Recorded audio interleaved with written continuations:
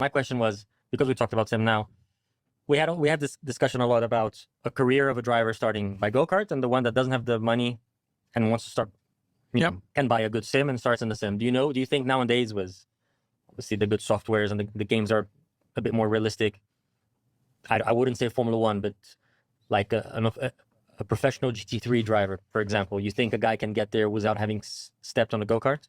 I think so. But it also depends on how you train him, because at the end of the day, I think when you live off the simulator, you need to have a proper fixed schedule, and like in go-karting already, when you were a kid, you had your race weekend and everything was scheduled. So you need to, you get taught of how to live off of a schedule. You cannot miss a practice or qualifying.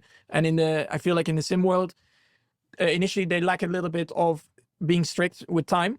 So you need to just really coach the guy or girl, doesn't matter, in terms of, being professional about it. But I do think it's possible. Yeah, like you said, F1, I mean, even for a go-kart kid to make it to Formula One is super hard. It's a very small percentage. But for sure, for me, I think when you start nowadays in the simulator with the right guidance, with the right people, and then, of course, when you move to the real world, enough time to also prepare well, in a real car, because in the simulator, when you hit the wall, doesn't hurt. It doesn't hurt. There's no, when you go in a Rouge with a GT car, I mean, it's fine. It's okay. Well, a little moment, I crashed, restarted, you go again. When you arrive to a Rouge, for example, in the first time in real life, it's a different feeling because, I mean, you feel the elevation, the compression, the car starts moving a bit and you get a little bit scared or intimidated. Yeah. And that's where you need to practice a bit more. But I think all of that can be rephrasing maybe a bit more question. Remember when I said we were coming here and I said, for me, it was really hard when I did Formula 2 and then I did 1 year without doing anything. If I had to pick, okay, or I have a good sim, whether it's the team one or whatever, or I could do as many days of go-kart as I could, what would you recommend?